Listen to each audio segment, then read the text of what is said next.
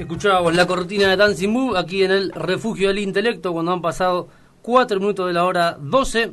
Saludamos a Miguel Ponce, él es director del Centro de Estudios para el Comercio Exterior del siglo XXI y ex subsecretario de Industria y Comercio. ¿Cómo le va, Miguel? Lo saluda Ezequiel aquí desde Radio Federal AM 810. ¿Qué tal, Ezequiel? Alegría escucharte, viejo, ¿eh? Igualmente.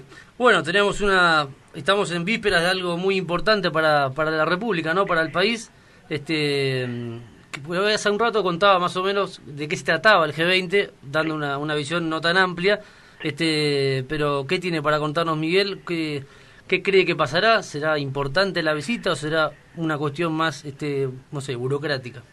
Bueno, primer asunto, nosotros tenemos, después de lo ocurrido el fin de semana y del espectáculo que hemos brindado en todas las primeras planas de los diarios y en los portales, un desafío muy grande, ¿no es cierto?, que es que esto termine en paz. Es decir, que demostrar que si bien la Conmebol no cree que seamos capaces de garantizar en el país un partido de fútbol,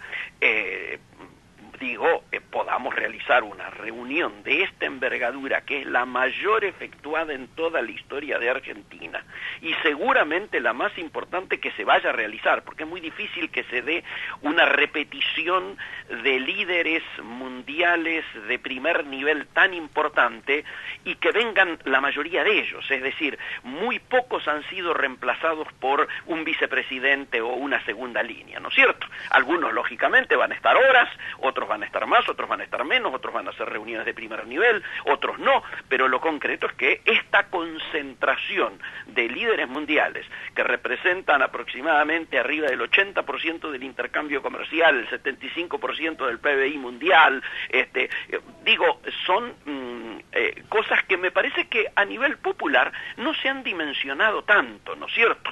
Obviamente sí a nivel de los grupos más políticos, que como en todas partes del mundo, los antisistemas, los antiglobalización, los anti-G20, ¿no es cierto?, sí, se manifiestan, pero esperemos que esas manifestaciones sean en paz. Yo lo que digo es que tenemos que estar muy alerta por dos motivos. Por un lado, porque evidentemente se ha demostrado algunos niveles de ineficiencia en lo que es la garantía de seguridad para que un micro llegue a un estadio de fútbol. O sea, si hemos mostrado ese nivel de ineficiencia, uno tiene que pensar que, o desear, mejor dicho, que algunas tuercas se hayan ajustado. Esto no se resuelve simplemente con la renuncia de un funcionario de segundo nivel de la ciudad de Buenos Aires, ¿no es cierto? El segundo elemento, que es mucho más importante para que esto termine bien, es tener en claro que el terrorismo internacional está en todos lados, y nosotros hemos tenido desde los atentados de la AMIA y de la Embajada de Israel, ¿no es cierto?, que por supuesto son antecedentes que ojalá no estemos ni cerca de repetir, pero lo que digo es, tenemos que estar con alerta máxima sin sobreactuar, ¿se entiende? Es decir, a diferencia de lo ocurrido el fin de semana pasado, donde toda la seguridad dependía de la ciudad de Buenos Aires y, en segundo término, del gobierno nacional, ahora seamos claros, la seguridad depende de un comando donde cada uno de los grandes líderes y cada una de las grandes potencias trae su propia tropa, con lo cual quiero decir, y con gente con mucha experiencia en otros G20, con lo cual debiera pensarse que estamos absolutamente blindados para que no ocurran desgracias, pero tengamos en claro el objetivo. El objetivo es que esto termine en paz, el objetivo es que no haya muertos. Ojalá este deseo llame a la responsabilidad de todos los que tienen que hacer lo posible. El segundo elemento, yo diría, está vinculado a, logros que Argentina podría llegar a tener allí. Y aquí yo diría, sería prudente, porque lógicamente en toda reunión de este tipo, en todo encuentro bilateral, se hacen anuncios, yo diría, para la tribuna. Después hay que caminarlos, después hay que llevarlos a la letra fina, a la letra chica. Es muy importante que Trump haya dicho explícitamente que quiere iniciar una nueva era comercial con Argentina y empieza demostrándola levantando después de 17 años la veda para la carne argentina, para que la carne argentina entre a los Estados Unidos, ¿no es cierto? Este es un tema importante que, si bien inicialmente estamos hablando de pocos millones de dólares, la idea es que esto pueda ir creciendo fondo y lo importante es la señal. Pero también Estados Unidos está queriendo aparecer claramente como que en esta nueva etapa espera que Argentina lo pueda llegar a tener como un socio privilegiado. ¿Ante cuál peligro? Ante el peligro de que el vínculo con China, que viene aceleradamente desarrollándose no solo en Argentina, sino en la región, haga que Argentina privilegie eso, de manera tal de pensar hoy que con los últimos números del swap que nos da como auxilio, se transforma en el primer prestador de fondos para la Argentina en términos individuales, porque luego está obviamente lo del Fondo Monetario, pero eso es de todos los países obviamente que integran el fondo, ¿no es cierto? Segundo, sí, es el principal mercado al que Argentina quiere atacar, donde por su producción, por su tipo de producción, por la tarea del embajador Guelar, por la demanda que tiene, por la guerra comercial con los Estados Unidos, etcétera, Argentina tiene una oportunidad clara de ingresar allí. Y el tercero se ha transformado en el principal inversor externo en la Argentina, no solo con las centrales hidroeléctricas, ¿no es cierto?, en el sur, sino que ahora está planteando también una central nuclear y quiere ingresar en el tema de obras de infraestructura. Vaca muerta también, ¿no? Vaca muerta, lo que respecta. Vaca muerta desde ya, por eso estamos hablando de un jugador de primer nivel, y esto Estados Unidos lo mira con preocupación desde dos terrenos. Uno, desde el terreno militar, a ver, que haya una base como la que empezó a instalarse durante el gobierno anterior y eso se siga desarrollando sin conflicto bajo la tapadera de que es para investigaciones científicas. Bueno, obviamente preocupa desde la mirada de los Estados Unidos a lo que sería la seguridad hemisférica. Y segundo, porque si estoy en guerra comercial con los chinos y los chinos siguen avanzando como avanzan en términos de ya haberse transformado en el principal socio comercial de Brasil y continúan su desarrollo en la región, es posible que también quite presencia de Estados Unidos. Yo creo que Trump se ha dado cuenta de que la inacción o el ninguneo a la región le ha ido generando espacios que, al no ser ocupados, son ocupados por otro. Y en esto los chinos son muy rápidos y además tienen experiencia en este tipo de cosas, como fue el año pasado el lanzamiento de aquello que se denomina el Camino de la Seda, ¿no es cierto?, que son 146 países que están en un vínculo privilegiado con China, donde China hace obras de infraestructura, pero además arma empresas joint venture entre los chinos y los países y los capitales de esos países, y luego le vende todos los insumos para la producción, sí, con lo cual es un negocio repleto, lleno de oportunidades, repleto de oportunidades que los están aprovechando, yo diría, de una manera muy profesional. El otro elemento es que podría darse, y acaba de confirmar el Kremlin, la reunión entre Putin y Trump, que hoy a la mañana Trump ponía en duda por la difícil situación que se vive allí en Europa, y donde Trump había dicho que iba a evaluar si se juntaba o no con Putin. Bueno, vos viste lo que está ocurriendo ahí en la zona de Ucrania, donde hay una creciente situación de amenaza militar. Y el punto, a mi juicio, más importante del que tampoco se está hablando, es que dicen que hay una duda en si va a haber un documento o va a haber un documento light.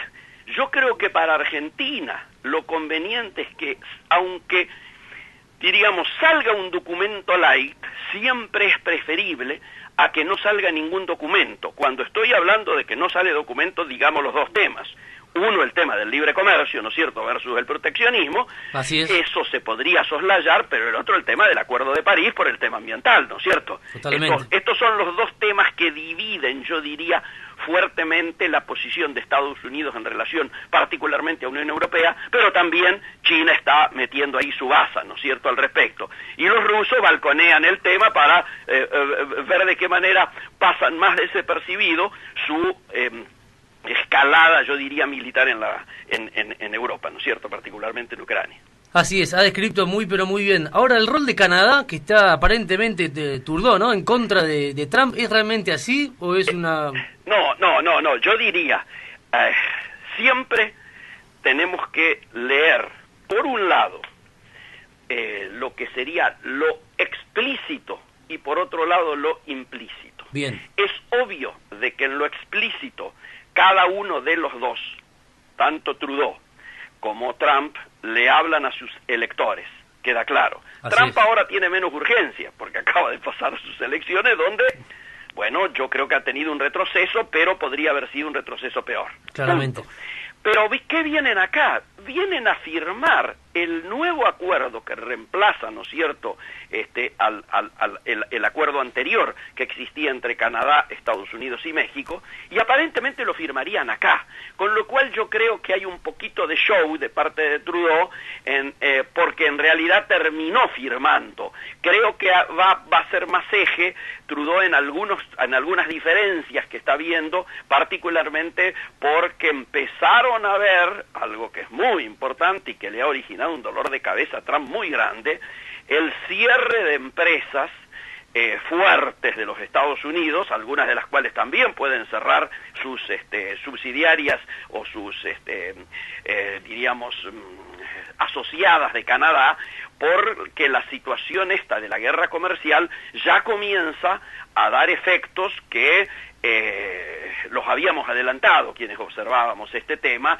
pero que ahora empieza a transformarse en una suerte de boomerang. Hay cierto proteccionismo que si no es administrado con inteligencia termina generando un boomerang. Estados Unidos hizo la mayor reforma, yo diría, impositiva de su historia, para evitar que se le sigan yendo capitales y para atraer y favorecer a aquellos que volvían al país.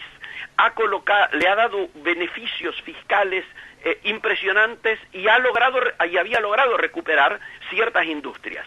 Pero claro, ese proteccionismo genera que muchos insumos que vienen de China o de otros lugares les lleguen carísimos por la suba de aranceles a las empresas que ya están instaladas. Y hoy cierran 5 plantas de las más grandes de la General Motors. La General Motors es, como la Ford, emblemáticas de lo que ha sido la historia industrial de los Estados Unidos. Es lo mismo que acá Techino Arcor, digamos, ¿no? Estamos hablando de número uno. Bueno, hablando de Techin, el caso de Paolo Roca, ¿no? El caso de Paolo Roca, sí, me acaba de llegar un informe que los italianos, desde Casa Central, ratifican la confianza en Paolo Roca pese al difícil momento que obviamente está pasando, ¿no es cierto? Claramente. Acá mi preocupación, mirado no ya desde la perspectiva de la justicia, de la importancia de que por primera vez en la historia empresarios aparezcan, ahora sí, con nombre y apellido, diciendo que, bueno, hubo operaciones non santas, ¿no es cierto?, para la obtención de ciertos contratos públicos. Al margen de eso, que me parece importante desde ya y hay que subrayarlo, me preocupa los resultados finales. ¿Qué quiero decir? Y lo que hay atrás. Porque ayer, ¿no?, simultáneamente con la detención de Paolo Roca, cae 11% el valor de Techin. Y si esto uno le suma la devaluación, ¿no es cierto?, el resultado me remitió, no pude evitar asociarlo al resultado final del Lavallato. Cuando empieza el Lavallato, todos nos se rajaban en las vestiduras en Brasil, vamos para adelante, todo ok, etcétera y demás. Sí. Brasil tenía una presencia internacional en términos de la construcción muy grande. Tenía una presencia internacional en términos de los frigoríficos, algunos de los cuales están instalados en la Argentina o habían comprado frigoríficos argentinos. Hoy todo eso no existe más. Y se ha terminado vendiendo esos espacios que anteriormente ocupaba el empresariado brasilero, hoy lo están ocupando empresarios de otros países. Mi temor es, ¿quién se beneficia, por un lado, con la baja de valor y comprar las acciones a la mitad de precio, ¿no es cierto?, y quién termina, ¿no es cierto?, haciendo el negocio final en este tema? Porque a mí, al margen de la situación personal de los directivos, me preocupan las empresas, las familias que hay atrás, los trabajadores, el desarrollo tecnológico, la presencia en el mundo. Si acá cae Techin y cayera Arcor y cae Pescarmona y caen algunas de las grandes empresas, los peces más grandes, ¿no?, ¿Cómo? Digo, los peces más grandes. Pero si caen los peces más grandes, es obvio de que eso puede traer algún tipo de beneficio que a veces hasta es dudoso en términos de transparencia futura, pero lo que sí es notorio que el espacio que dejan de ocupar los capitales argentinos y las empresas argentinas termina obviamente perjudicando al país y fundamentalmente a los trabajadores de estas empresas y a sus familias, ¿no? Así es. En cuanto, Miguel, hablamos con Miguel Ponce, que es director del Centro de Estudios para el Comercio Exterior del Siglo XXI, aquí en Radio Federal AM 810. A la suba del dólar y este vaivén que va, que rebota, que viene, ¿qué perspectivas tenés de cara al futuro? Escucho, dice, mucho pesimismo, cierto escepticismo, pero ¿cuál es tu visión acerca del tema? Te lo digo de frente marche. Yo creo que estamos viviendo una de las peores recesiones de la historia.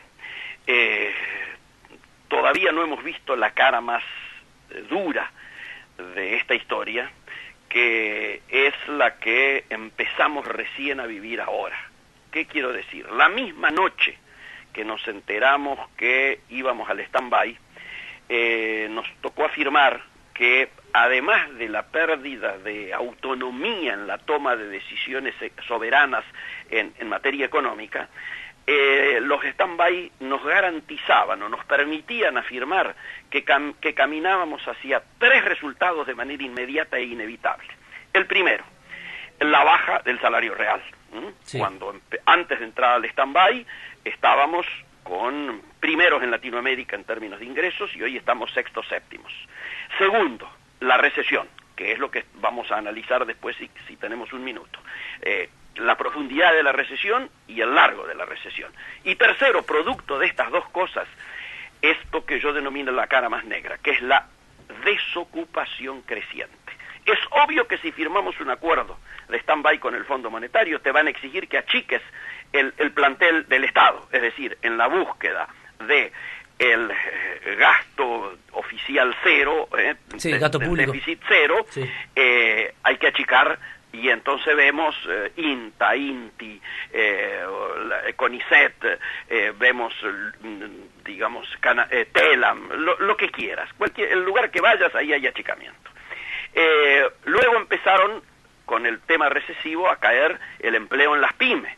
No solo no se creaban nuevos puestos de trabajo, sino que se destruían puestos y hasta fuentes de trabajo. Esto hace menos ruido porque son pymes. Pero que ya cuando empiezan a caer las líderes, y vos ves que cae Alpargatas en Resistencia, en el Chaco, cae Acíndar en Rosario por falta de demanda de chapa para las automotrices, cuando cae Metalúrgica Tandil, que es el emblema del centro de la provincia de Buenos Aires, sí. O cuando caen comercios del nivel de la mejor heladería que teníamos, que era Pérsico, ¿no es cierto?, la sucesora de Fredo. Bueno, así es, que tenía un rol importante Quintana ahí, ¿te acordás? Que tenía un rol importante, tenés razón. Ni más ni menos, ¿no? Buena memoria la tuya. Sí. Entonces, cuando ya ves caer a las líderes, ya el tema tiene otro color. El tema es que empieza a pintar precisamente esto que yo denomino la cara más negra de la recesión. Ahora, ¿cuándo sale esto? ¿Cuándo termina esto? Porque todo el mundo le ha vendido al presidente de que como el año que viene es un año electoral, esto va a ser una D corta, es decir, una larga caída de nivel de actividad, pero un rápido rebote. Y ya cuando nosotros de entrada dijimos que iba a ser una L, ahora en estos momentos ya nadie lo discute. Y ahora el debate es el tamaño de la L. ¿Qué quiero decir? ¿Cuán larga es la caída? ¿Cuán profundo es la caída del nivel de actividad? Recordemos, industria cayó el 5.8 en septiembre, sí. y caída pyme de las pymes industriales en octubre, ya sabemos que es el 5, por lo tanto seguramente va a ser mayor el índice general. O sea, ¿hasta dónde va a llegar la caída de el PBI y de los niveles de actividad? Uno. Y segundo, el otro cateto de la L, el horizontal, ¿hasta dónde se va a extender? Yo creo que tenemos todo el año que viene seguro en recesión. Algunos me dicen que el otro también y que recién veríamos un proceso de recuperación, siempre y cuando, por supuesto, sí, no haya imponderables, hacia el 2021-2022. Con lo cual, amigos, nos espera, estamos todavía empezando a atravesar un desierto, que es un desierto de mucha preocupación y que, por supuesto, lo importante a veces es escuchar las historias personales de cada dueño de una pyme. El 6 ahora del mes que viene se van a juntar miles de pymes en el Congreso, convocados por el IPA, que es Industriales Pymes Argentinos, que es transversal, y hay gente de la UIA, de la CGE, de todos los gremios empresarios de la pequeña y mediana, y obviamente a reclamar una salida de emergencia, porque ya han empezado, ¿no es cierto?, los cierres por demora en pago de impuestos, han empezado los cortes por demora en pago de las tarifas, pero claro, hay una situación donde mientras las tasas estén como están, rondeando el 60%, ¿no es cierto?, para intentar a los inversores que en lugar de ir al dólar vayan a la tasa, y bueno, no puede existir actividad productiva alguna que se pueda realizar con ese nivel de tasa. Es decir, los que siempre hemos laburado en la economía real y cerca de las pymes, sabemos que hay límites, y estos límites que se están viviendo hoy jamás fueron vividos. Esta situación límite en la que se encuentran las pymes, sí, nunca se vivió en el país. ¿El rol del campo cree que puede llegar a cooperar en la economía, o cree que está exento de lo que pueda ocurrir en el desarrollo de estas pymes? Mira, metés el dedo en la llaga. ¿Por qué? Porque el gobierno, ¿en qué confía? El gobierno confía en 3 brotes. Sí. Un brote, lógicamente, una cosecha, una buena cosecha. Sí. Siempre la famosa cosecha récord. Va a salvar una cosecha. Sí. Bueno, el segundo, el turismo receptivo, es decir, que con el dólar como está, entren más turistas de afuera. Y el tercero, vaca muerta, y las energías renovables, las inversiones en energías renovables. Bueno, vamos a suponer que esto fuera así, que todo eso anduviera a 10 puntos. Sí. No mueve el amperímetro. ¿Por qué? Porque el 80% del PBI es mercado interno.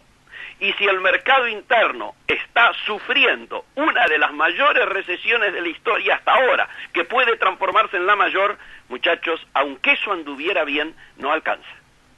Así como decíamos, con lo del fondo no alcanza, y fueron a buscar el swap chino, sí, y lo consiguieron, y además van a ampliar, parece, en unos días el número global del fondo, y además tal vez Estados Unidos, en esta nueva circunstancia que está planteando, también haga tal vez algún aporte. Sí. Lo concreto es que con lo del fondo no alcanzaba. De la misma manera, con estos 3 brotes en los que hay puestas tantas expectativas, tampoco alcanza. Si no hay mercado interno, olvídalo, la recuperación no se da. Y esto tiene que ver con un tema filosófico. Así como al comienzo te dijeron, mercado interno o inversiones, y sí, iban a llegar la lluvia de inversiones. La famosa lluvia de inversiones. Nos quedamos sin mercado interno y sin inversiones, porque en lugar de O era I. ¿Por qué tiene que ser antagónico mercado interno con inversiones si claramente, si no hay mercado interno, las inversiones no vienen? Es elemental, o mejor dicho, para decirlo más precisamente, se complementan. Vienen más fáciles las inversiones si hay un mercado interno que funcione. Ahora están planteando exportaciones o mercado interno para seguir manteniendo, ¿no es cierto?, las restricciones, esto de la emisión cero y el apriete que está vinculado al tema tarifario, pero también al tema impositivo. Bueno, yo también vuelvo a decir, tiene que ser I y no O. Mercado interno más exportaciones, sino al revés. No plantearnos que solo, porque algunos dicen, no, esto a lo que lleva es a que solo exportemos lo que se denomina saldos exportables. Saldo implica que lo que no pudiste vender en el mercado interno, entonces sí lo largás hacia afuera. Y de esa manera, dicen algunos, nunca vas a tener una real política exportadora porque solamente vendés lo que no lográs vender en el mercado interno. Pero lo que no puede correr es la inversa. No puede ser que para exportar tengamos que matar, ¿no es cierto?, el consumo interno de la manera en que está ocurriendo en estos tiempos.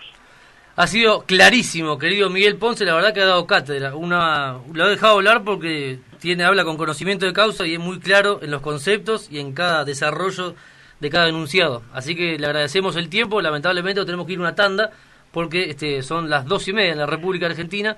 Pero bueno, le agradezco mucho de acá desde Villaluro, Liniers, de Radio Federal AM810, y hablaremos cuando usted disponga. Muchas gracias por el contacto. Por supuesto, estoy siempre a disposición de ustedes, y para mí ha sido una satisfacción poder conversar. Muchas gracias, Miguel. Adiós. Hasta luego. Hasta ahí la palabra entonces de Miguel Ponce, hablábamos con él, muy capacitado, la verdad. Un beso grande a Florencia, que ha producido esta entrevista, o que produjo esta entrevista, mejor dicho. Está bien dicho, igual producido, ¿no? Sí. Me marcaba el señor Juan en medio de la entrevista que parece que se juega el partido. Bueno, vamos a ver qué es lo que ocurre. Sí, la sede más probable es Qatar, lo que habla, ya que hablábamos de comerciados, bueno, sería un negocio millonario, ¿no? Para Conmebol, que se juegue el Superclásico, esta final, de la Copa Libertadores en Abu Dhabi. Muy, pero muy bien. Acabamos de hablar con Miguel Ponce, que es director del Centro de Estudios para el Comercio Exterior del siglo XXI y fue subsecretario de Industria y Comercio. Un abrazo grande también a Fernando Javier, mi padre, que estaba escuchando atentamente.